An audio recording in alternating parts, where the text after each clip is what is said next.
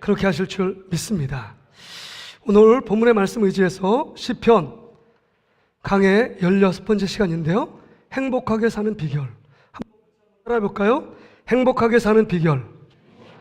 사는 비결. 다시 한번요. 행복하게 사는 비결. 행복하게 사는 비결. 여러분은 지금 행복하십니까? 아멘. 못하신 분들은 불행하신 거죠? 자, 오늘 여러분 이 말씀을 들으면 불행한 자에게 꼭 필요한 말씀이고, 정말 앞으로 더 행복하게 원하시는 분들에게 꼭 필요한 말씀이 오늘 본문에 기록되어 있습니다. 모든 사람은 행복을 추구하며 살아가려고 애를 쓰고 있습니다. 우리나라 헌법 10조에도 이렇게 기록되어 있습니다. 모든 국민은 인간으로서의 존엄과 가치를 가지며 행복을 추구할 권리를 가진다, 이렇게 규정하고 있습니다. 이게 행복 추구권이라는 것입니다. 어린아이나 노인이나 남녀노소 빈부격차를 막론하고 모든 사람은 행복할 권리가 있다라는 것입니다. 그래서 우리 학생들은 열심히 공부하는 이유도 행복을 얻기 위해서입니다. 직장생활하고 사업하시는 분들도 행복을 얻기 위해서 열심히 일하는 것입니다. 또 지금 국회 선거가 이제 4월 10일 어제 그제 사전투표가 진행됐잖아요. 정말 국회의원이 되기를 원하는 그 정치인들도 국회의원이 되면 행복하다고 생각하기 때문에 열심히 한 표를 더 얻기 위해 노력하고 있는 것입니다. 심지어 여기에 모여서 하나님께 예배드리는 모든 사람들도 하나님 앞에서 예배를 드리지만 내가 행복을 얻기 위해서 예배드리고 있는 것입니다. 그런데 문제는 이 행복의 파랑새를 쫓아가지만 쫓아가면 갈수록 이 행복이 앞장서가고, 그 다음에 잡으려고 몸부림치면 잡히지 않는 게 행복이라는 사실 앞에 우리는 때로는 낙심하고 절망합니다. 언제 나는 행복해지는 것일까? 나는 언제 내 삶의 평안과 만족을 누리는 것인가? 이렇게 생각할 때가 있습니다. 왜 행복이 붙잡히지 않을까요? 참된 행복을 왜 경험할 수 없는 걸까요? 행복은 어떻게 시작되는 걸까요?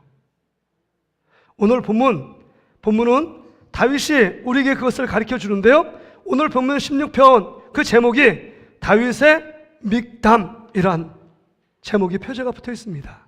믹담이라는 단어는 성경학자들이 정확하게 한 단어로 규정을 할 수 없다, 이렇게 이야기를 합니다. 그래서 믹담이 유력한 학자들의 이야기는 새기다는 뜻이다. 히브리 언어로 새기다. 그래서 아무데나 새긴 게 아니라 돌비에 새긴 말씀처럼 아주 소중하고 귀중한 말씀이 믹담이라는 언어이다 라고 얘기합니다.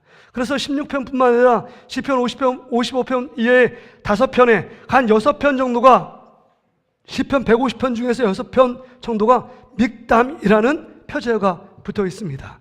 보석 같은 말씀이라는 것입니다. 그러니까 150편도 다 하나님의 말씀이고 하나님이 우리에게 들려주는 말씀이지만 그 중에서 가장 백미, 보석 같은 말씀은 믹담이라고 기록되어 있습니다. 그리고 이 믹담이라는 언어가 금과 관련이 있습니다. 그래서 학자들이 얘기합니다. 이 믹담이 황금의 씨라고 표현을 하고 있습니다. 그래서 다른 번역에 보면 여러분 믹담을 다윗의 황금의 씨 이렇게 번역해 놓았습니다. 그럴 정도로 가장 우리에게 소중한 시이고 그 다음 황금처럼 보석 같은 시가 시편 16편이라는 겁니다. 왜 그럴까요? 이 안에 우리 안에 행복의 비결이 담겨져 있기 때문입니다. 그래서 여러분 16편 2절에 보면 이렇게 기록되어 있습니다. 내가 여호와께 아뢰되 주는 나의 주님이시오니 주밖에는 나의 복이 없다 하였나이다. 이렇게 밋밋하게 기록되어 있지만 새번역 성경 안에 여러분 시편 16편 2절을 이렇게 기록해 놓았습니다. 16편 2절이요. 같이 한번 읽어볼까요? 시작. 나더러 주님에 대해 말하라면 하나님은 나의 주님, 주님을 떠나서는 내게 행복은 없다 하겠습니다. 그러니까 하나님은 나의 주님이시고 주님을 떠나서는 뭐가 없다고요? 행복이 없다. 그래서 여러분, 제가 행복하게 사는 비결이라고 제목을 붙인 겁니다. 행복이 없대요. 주님을 떠나서는 행복이 없다라고 말씀해 주고 있는 겁니다. 그렇다면 구체적으로 오늘 본문의 말씀을 통해서 행복하게 사는 비결이 뭘까? 일상을 행복으로 만들어가는 삶의 비결이 다윗이 우리에게 몇 가지를 제시해 주고 있습니다. 다윗은 그렇게 고백합니다. 6절에 내게 줄로 재어진 구역은 아름다운 곳에 있으며 나의 기업이 실로 아름답도다. 자기는 지금 행복에 넘쳐 있다라고 다윗은 고백하고 있습니다. 그 삶의 비결이 8절 말씀에 기록되어 있습니다. 저를 보세요. 자, 8절 상반절에 보면 첫 번째 비결은요, 이것입니다. 내가 여호와를 항상 내 앞에 모심이요. 그렇습니다.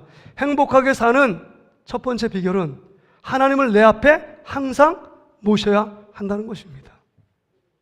하나님을 내 앞에 모셔야 돼요. 내가 내 앞에 모시거나 내 생각과 내 계획, 내 주장이 하나님보다 앞서면 불행합니다. 실패를 합니다. 시행착오를 겪게 됩니다. 고통을 경험하게 될 수밖에 없다는 겁니다. 왜 우리가 불행해지느냐? 우리는 완전한 존재가 아님에도 불구하고 완전한 자처럼, 완벽한 자처럼 생각하며 하나님보다 앞서기 때문에 불행이 찾아온 것입니다.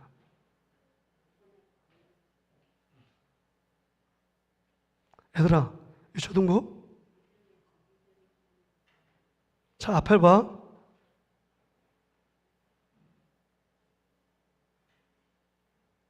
하나님 말씀을 먹어야 삽니다. 말씀을 들어야 합니다. 말씀을 듣는 태도가 믿음의 태도예요. 말씀을 듣지 않는다, 믿음이 없는 사람이거나 믿음을 사모하지 않는 사람입니다. 다른 거 보지 마세요. 주보 보지 마세요. 핸드폰 보지 마세요. 이번 한 주간 이 하나의 말씀 들어야 사는 거 아닙니까, 우리가? 제가 지금 목소리가 안 나올지도 몰라요. 집중하세요, 집중. 저도 오늘 목소리가 나오도록 간절히 기도했잖아요. 하나님을 앞서 모셔야 한다는 겁니다. 하나님을 앞서 모실 때 우리 안에 갑작스럽게 찾아오는 고통과 위기, 그 어려움의 문제를 하나님께서 피하게 하시고 그 다음에 지키고 보호한다, 이 말씀입니다. 여러분, 시편 16편 1절의 말씀을 한번 읽어보세요.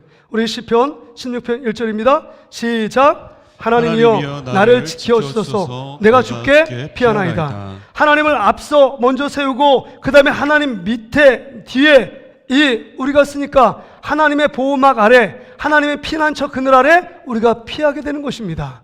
그럴 때 갑자기 찾아오는 고통, 갑자기 찾아오는 위기, 갑자기 찾아오는 여러 가지 질병, 고통, 괴로움의 문제를 하나님께서 보호해 주시고 지켜주시겠다라고 말씀하고 있는 겁니다.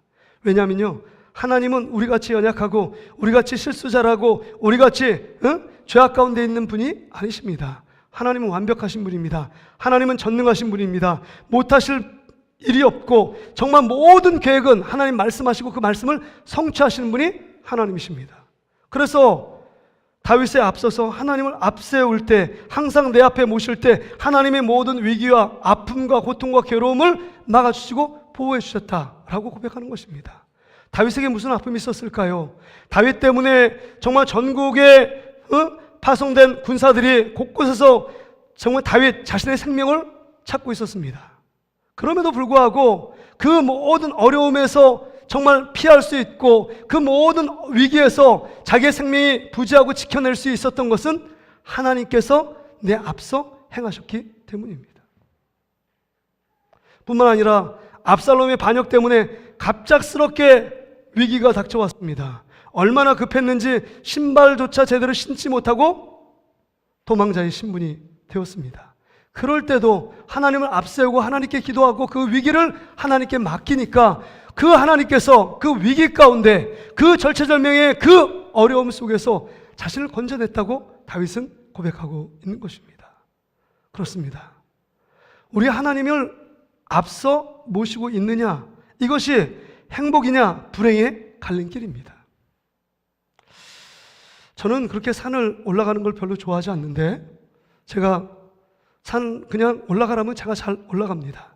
그래서 제가 전에 있는 부교육자 있을 때 목사님이 저한테 산행 총무를 맡겨서 그다음 우리 교육자들을 이렇게 인도하고, 목사님 없을 때도 월요일 날 막 맹산, 거기 분당에 있는 맹산 계속 올라갔거든요.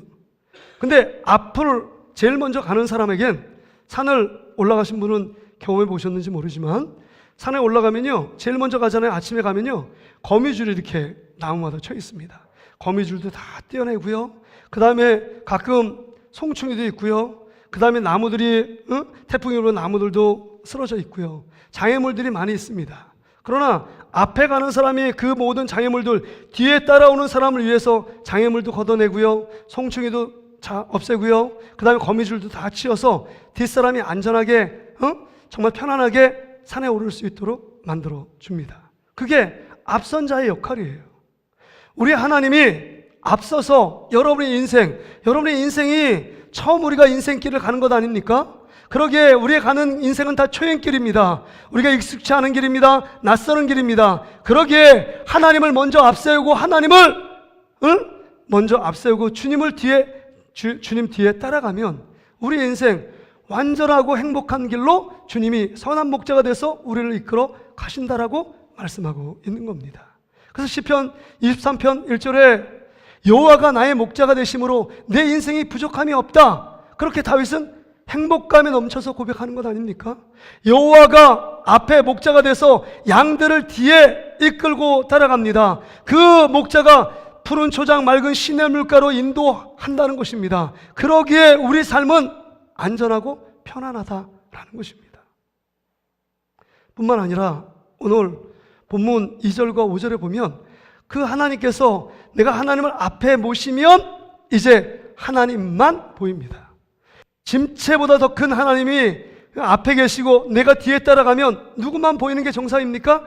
하나님 아버지만 보이는 게 정상이에요. 우리가 애들을 이렇게 보세요. 애들이 조그만 애들입니다. 그러면 앞에 아버지가 얼마나 크게 보이는지 몰라요. 그러면 아버지 뒤에만 따라가면 아버지의 그 집체만은 크기 때문에 거인처럼 보여서 아버지만 바라보고 따라갑니다. 그게 안전하고 가장 행복한 길 아닙니까? 좀 우리가 크면 아버지가 저렇게 작았나? 아버지가 저렇게 왜소했나? 그 모습 보면서 마음이 짠하고 아련할 때가 있습니다. 그러나 우리보다 항상 앞서 행하시는 그 하나님은 엄청난 능력을 갖고 있는 분이십니다. 그러기에 뒤에 따라간다는 것은 하나님만 보고 따라가라는 것입니다.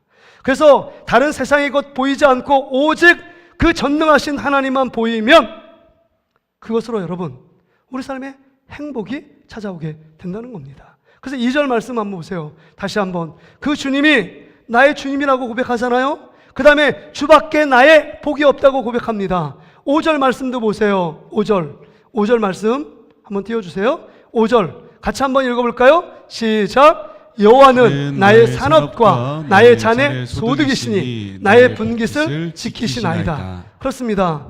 우리 주님은 나의 주님이십니다. 또한 나의 복이 되시는 분입니다. 나의 행복이 되시는 분입니다. 또한 나의 소득이시고 나의 분깃이시고 나의 산업이 되신다라고 지금 다윗은 고백하고 있는 것입니다. 주님을 앞세우고 뒤에 딱 서서 그 주님이 이런 분이다 라고 고백하며 나가고 있는 것입니다. 그렇습니다. 이렇게 주님이 나의 주님이시고 나의 복이시고 나의 산업이시고 나의 소득이시고 나의 분깃이다 이렇게 말하는 이유가 뭘까요? 그 하나님이 내 인생의 전부가 되십니다. 그 하나님 한 분만으로 나는 충분합니다. 내 인생에 부족함이 없습니다. 다윗은 그렇게 고백하고 있는 것입니다.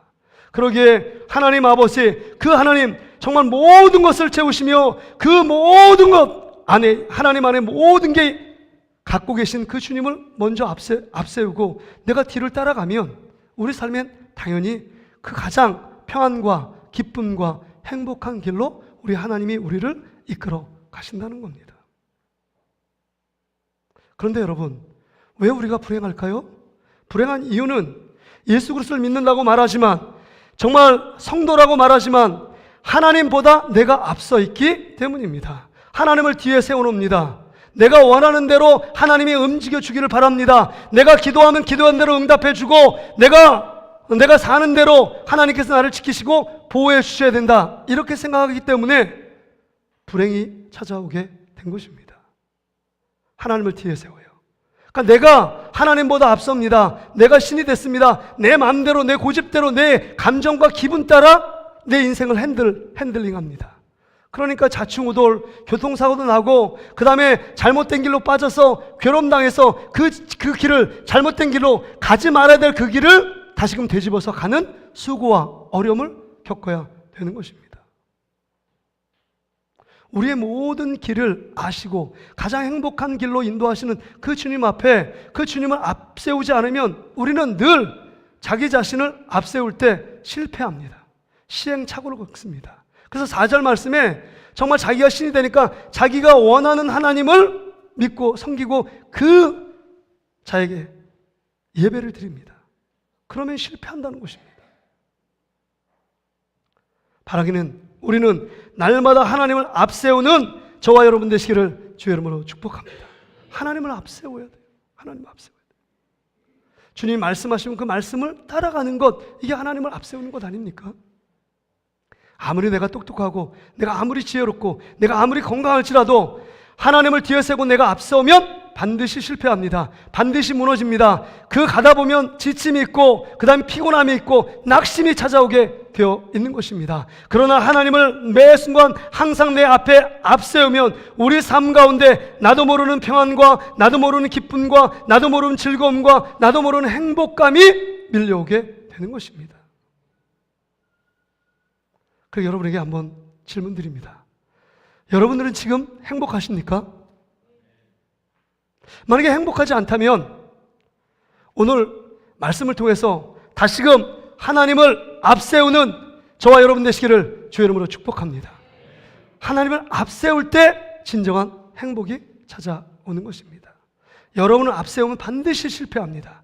여러분의 생각이 앞서면 실패합니다. 하나님을 앞세우면 기도합니다. 하나님을 앞세우면 말씀을 붙잡습니다. 하나님을 앞세우면 하나님 앞에 진정한 예배자가 되어올 수 있다는 겁니다. 왜요? 내 인생은, 내 능력은, 내 지혜는 한계를 갖고 있고 부족하고 나약하기에 온전히 하나님만 바라보며 주를 보며 따라가는 인생, 그 인생이 가장 행복한 인생이요, 가장 안전한 인생이기 때문입니다. 두 번째는요, 오늘 행복하게 사는 비결은 오늘 본문 8절 하반절에 보면 이렇게 얘기하고 있습니다. 우리 8절 말씀 보실까요? 8절 말씀 하반절에 이렇게 말합니다. 그가 나의 오른쪽에 계심으로 내가 흔들리지 아니하리로다. 어느 쪽에 계시다고요? 그가 나의 오른쪽에 계신대요.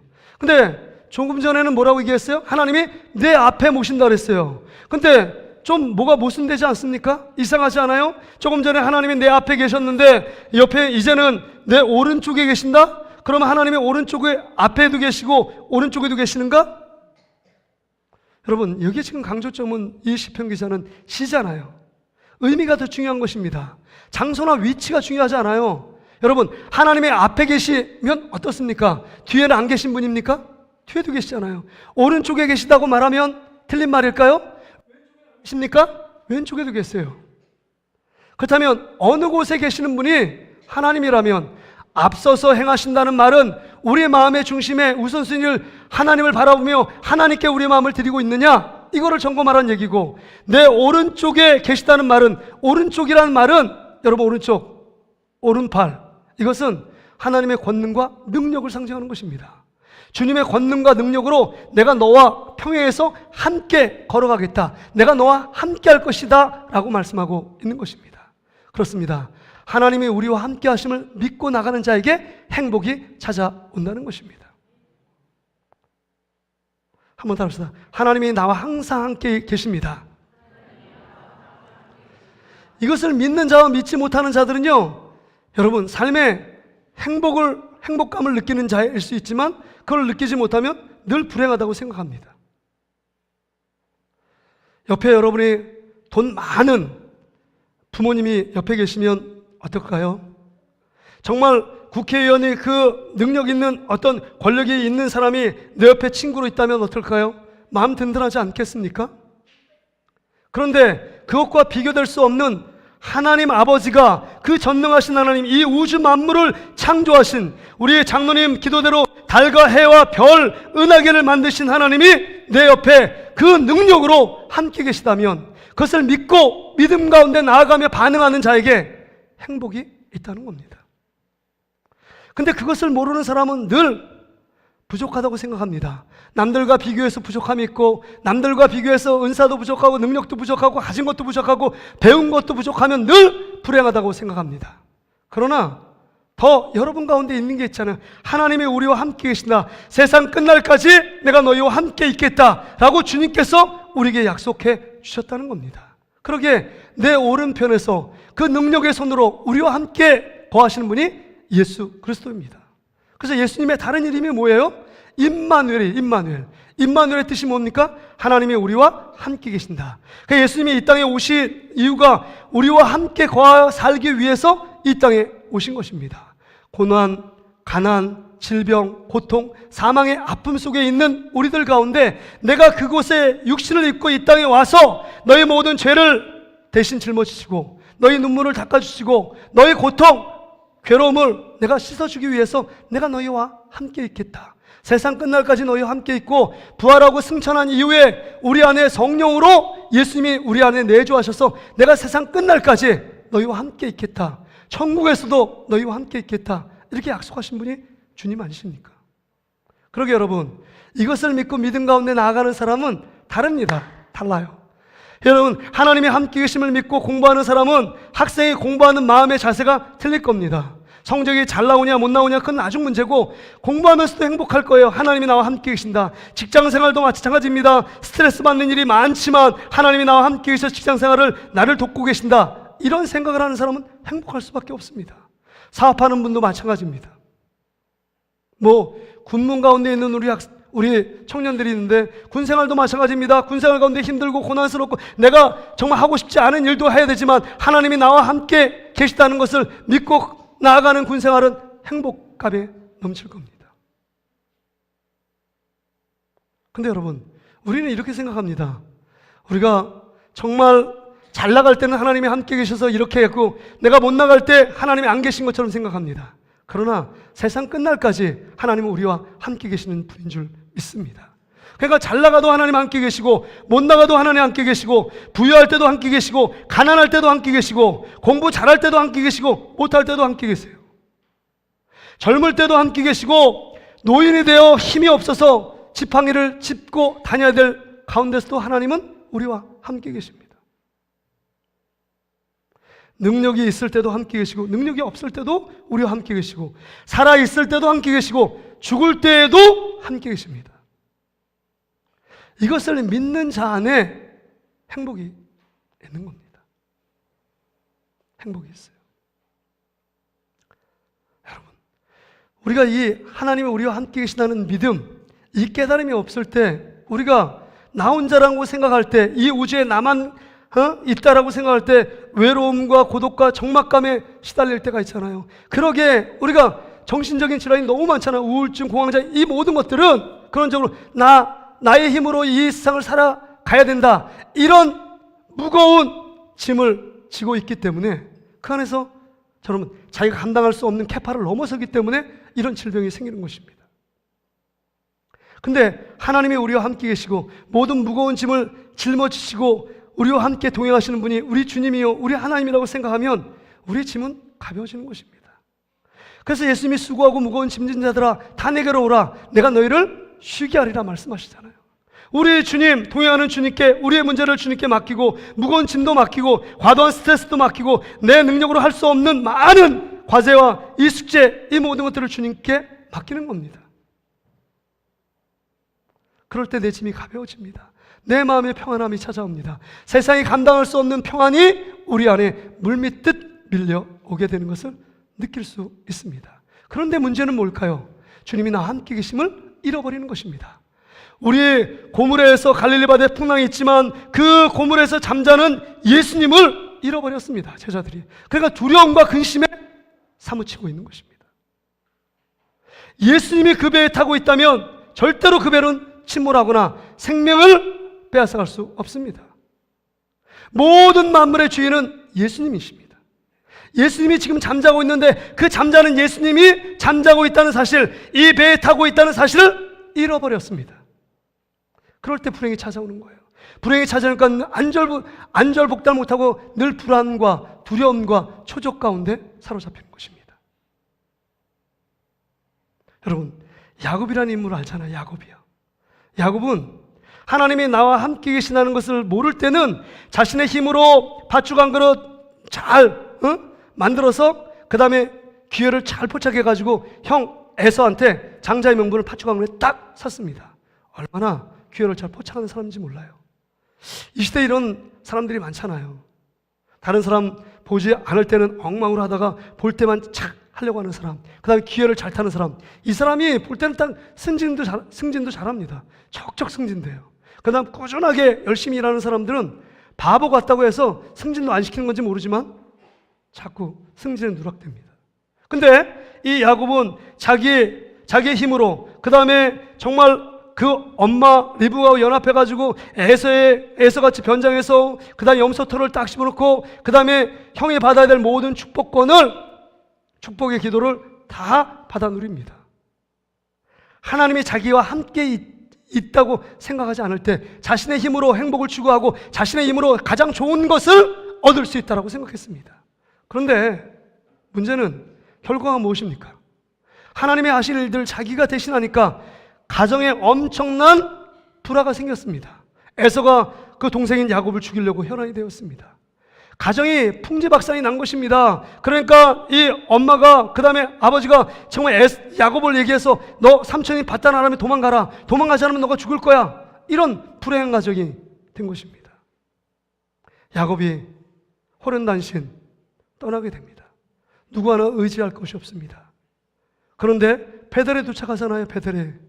베델에 도착해서 정말 인생 누구 하나 의지할 것 없는데 거기에 돌베개를 베고 자는 정말 비참하고 처량한 신세 되는 거 아닙니까? 그 가운데 꿈속에서 하나님이 천군과 천사를 파송해서 그 사닥다리 천사들이 오르락내리락하는 그 꿈을 통해서 깨달은 게 있잖아요.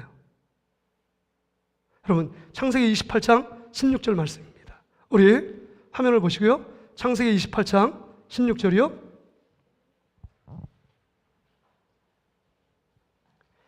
창세기 28장 16절 말씀이 없어요?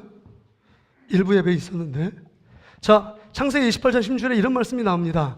야곱이 베델에서 딱 보니까 딱 일어나서 과연 하나님이 여기 계시거늘 내가 알지 못했다, 이런 표현을 쓰고 있어요. 하나님이 나와 함께 계셨는데, 전에도 계셨고 지금도 계셨는데 내가 이제서야 주님이 나와 함께 계심을 내가 알게 되었다, 이렇게 고백하고 있는 것입니다.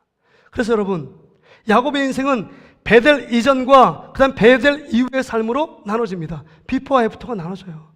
그래서 여러분, 바다나람에서 그 라반의 집에서, 그 외삼촌 집에서 모든 과정 속에 그 다음 불이익을 당하고 그 다음에 정당한 대우를 받지 못하는 그 상황 가운데 있지만 하나님이 그의 인생을 신원하고 함께 계심으로 말미암아 야곱을 통해서 라반의 집에 엄청난 축복을 가져다 줍니다.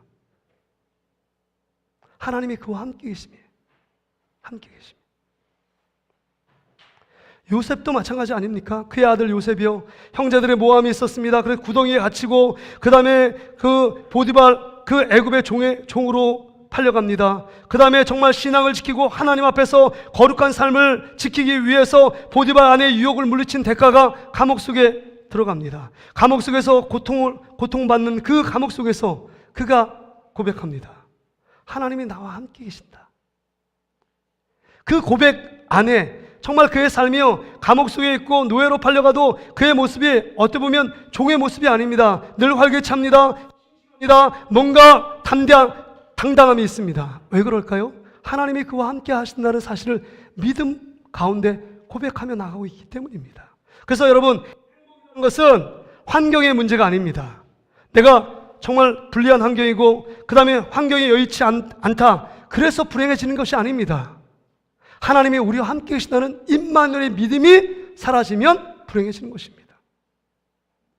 여러분 가운데 불행하다고 생각하시는 분이 있습니까? 하나님이 나와 함께 계심을 믿지 못하기 때문입니다. 바라기는 하나님이 우리와 함께 계시는 임마누엘의 주님이신 것을 믿고 믿음 가운데 나가는 여러분 되시기를 주의 이름으로 축복합니다. 그러면 지금부터 행복이 시작되는 것입니다. 행복은 예수 그리스도와 함께 시작되는 것입니다. 세상 끝날까지 내가 너희와 함께 있다. 여러분 마태복음 1장에 임마누엘이라 얘기했죠. 마태복음 28장 마지막 절, 내가 세상 끝날까지 너희와 함께 있겠다. 너를 떠나거나 버리지 않는다는 겁니다. 내가 너희의 모든 상황, 모든 형편을 알고 있다. 그럼에도 불구하고 너희의 갖고 있는 능력, 갖고 있는 지혜, 갖고 있는 스펙, 이거와 상관없이 내가 너와 함께 있어. 너 나만 바라봐라. 이렇게 말씀하고 있는 것입니다. 행복은 하나님이 우리와 함께 계심을 믿는 믿음에서 시작되는 것입니다. 예수 그리스도를 잃어버리고 내 기억 속에 잊어지면 불행이 찾아오는 것입니다. 왜? 그때부터 내 힘으로 이 험난한 세상, 이 힘든 세상을 내 힘으로 자급자족하며 살아가야 되기 때문에 얼마나 힘듭니까? 얼마나 피곤합니까? 얼마나 지칩니까? 얼마나 스트레스를 받습니까? 하나님이 우리와 함께 계심을 믿는 믿음 가운데 나가는 여러분 되시기를 주의 이름으로 축복합니다. 그래서 찬송가 430장을 제가 참 좋아하는데요. 430장에 보면 가사가 이래요. 가사, 주와 같이 길 가는 것 즐거운 일 아닌가. 우리의 주님 걸어가신 발자취를 밟겠네. 한 걸음 한 걸음 주 예수와 함께 날마다 날마다 우리 걸어가리. 2절, 3절, 4절에도 어린아이 같은 우리 미련하고 약하나 주의 손에 이끌려 생명길로 가겠네. 여러분, 어린아이가요, 부모만 있으면 보이는 거 없잖아요. 친구가 뭐라고 하고 그 다음에 뭐 해도 엄마 아빠만 있으면 그가 어둠 가운데 있어도 두려워하지 않습니다. 왜요? 내가 의지하고 버틸 엄마 아빠가 있기 때문입니다. 그렇습니다. 어린아이같이 약하고 미련할지라도 주님이 우리와 함께 계시면 우리 가는 그 걸음은 행복의 길, 정말 우리의 그 걸음은 정말 안전하고 복된 그 길을 하나님께서 예비해 놓고 기다리고 계시기 때문입니다. 바라기는 정말 하나님이 날마다 우리와 함께 계심을 믿고 믿음 가운데 걸어가는 저와 여러분 되시기를 주의 이름으로 축복합니다. 그렇습니다. 이제 말씀을 한번 정리해 볼게요. 11절 말씀 한번 보세요. 11절. 우리 11절 말씀 같이 한번 읽어볼까요? 시작. 주께서 생명의 길을 내게 보이시니 주의 앞에는 충만한 기쁨이 있고 주의 오른쪽에는 영원한 즐거움이 있도다. 여러분, 하나님이 주시는 건요, 충만한 기쁨과 영원한 즐거움을 주신다고 약속합니다. 어떤 자에게요? 우리가 첫 번째, 하나님 항상 내 앞에 모시는 자에게 그런 기쁨을 주신다고 말씀하고, 그 다음에 내 오른편에 함께 계시는 그 주님과 동행하는 믿음, 나와 함께 계시다는 그 하나님을 믿는 믿음으로 나가는 자에게 여러분 충만한 기쁨과 영원한 즐거움을 주시겠다고 말씀합니다. 근데 여기도 참 이상합니다. 충만한 기쁨이요? 기쁨은 우리는 조금의 기쁨 우리는 이해할 수 있습니다. 조금의 기쁨, 그렇죠? 아니면 영원한 즐거움이 아니라 잠깐의 즐거움? 우리는 세상 가운데 비슷한 것 맛보는 것 같습니다. 그런데 어떻게 충만한 기쁨과 영원한 즐거움을 얘기할까요? 이것은 우리 안에 우리의 노력으로 세상 가운데 얻을 수 있는 것이 아니라는 것입니다. 이것은 하나님께 속한 것이고 하나님의 영역이고 하나님만이 주시는 완전한 행복이라는 얘기입니다. 완전한 행복은 충만한 기쁨, 영원한 즐거움, 이 완전한 행복을 하나님이 우리에게 주길 원하십니다. 그래서 여러분, 모세가 신명기 33장 29절에 보면 모든 사역을 마무리하고 가나안 땅을 넘어가기 전에 그 앞에서 이 이스라엘 백성 앞에 마지막 설교를 합니다.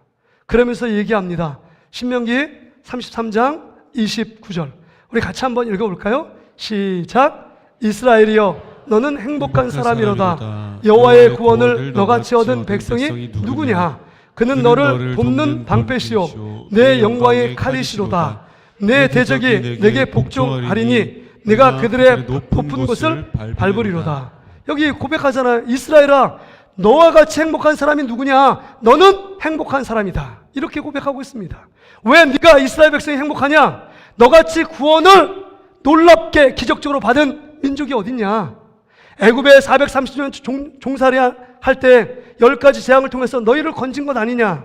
하나님의 놀라운 기적으로 홍해 바다 앞에서 너희 민족이 멸절될 위기 속에서 애굽을 다 그 물에 수장시키고 너를 바다를 육지처럼 건너 구원하신 분이 누구냐?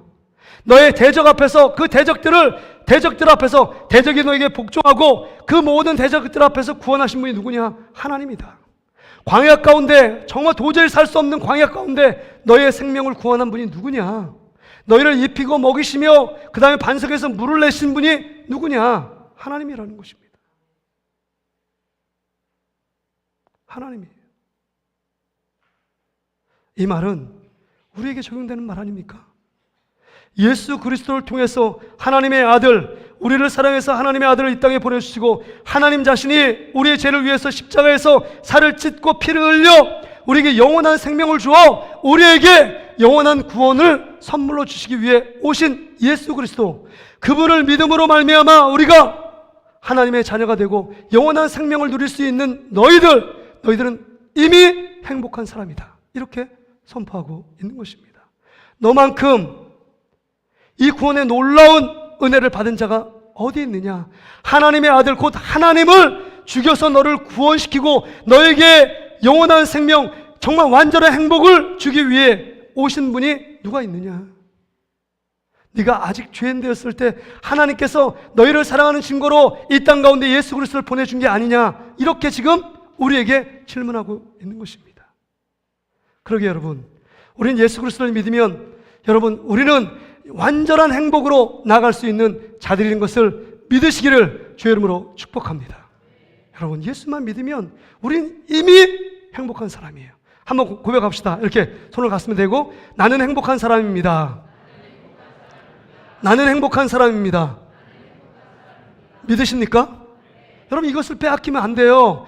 예수 그리스도를 믿는 자는 어떤 것도 비교할 수 없는 완전한 행복을 지금 받고 소유한 자들입니다.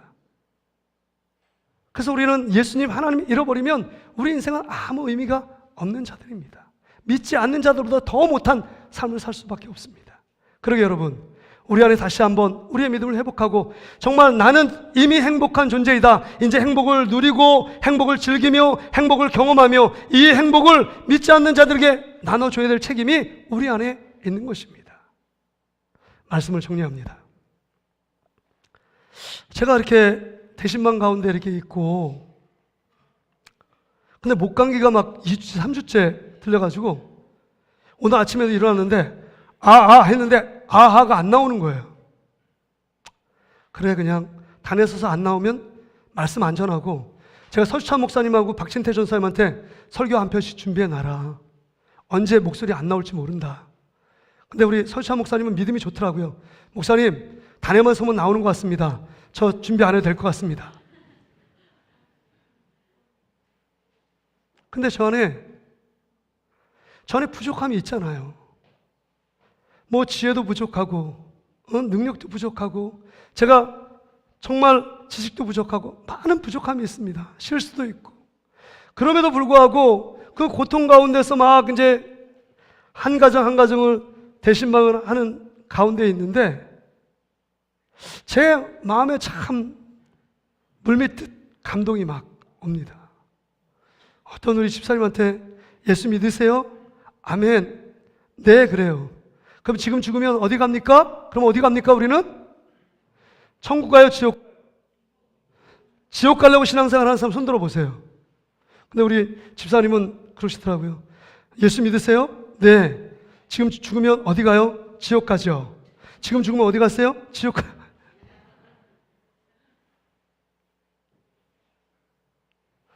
제 아내가 막 그래요. 예수 믿는 거는 천국 문을 연 거라고, 천국 문을 열고 들어가기만 하면 된다고. 그러니까 3번 4번 하니까 우리 집사님이 지금 죽으면 어디 가죠? 천국 가요. 네, 이렇게 대답하시더라고요. 근데 그 목소리를 들으면 네라는 그 짧은 대답이 저의 마음에 너무 마음에 기쁨과 행복이 막 밀려오는 거 있죠. 목소리는 아프고 막 목은 막 진짜 힘든데 정말 주체할 수 없는 기쁨이 제 안에 있어요. 우리 성도들의 아픔, 고통을, 기도 제목을 나누며 그다음 괴로운 것, 그 다음에 상처받은 것, 이것들을 얘기하면서 제가 기도 제목을 맡고 또 말씀을 전하고 함께 기도할 때 제 안에 그렇구나, 몸이 힘들고 피곤하고 지칠 때도 있지만 주님이 주시는 은혜, 주님이 나에게 함께 하심에 이 가정 속에 또 목회자로 기도하고 또 말씀으로 함께 교제를 나누는 거, 이것만큼 기쁨이 어디 있을까? 이런 생각을 갖게 됩니다. 여러분, 행복 먼데 있지 않습니다. 주님이 우리와 함께 계십니다. 주님이 우리의 앞서 행하고 계십니다. 그 주님을 따라가며 옆에 계신 주님을 믿고 나아가는 저와 여러분 되시기를 주의 이름으로 축복합니다. 그 안에 진정한 참된 만족과 참된 행복이 따라오게 되는 것입니다. 그 주님 붙들고 나가는 저와 여러분 되시기를 주의 이름으로 축복합니다. 우리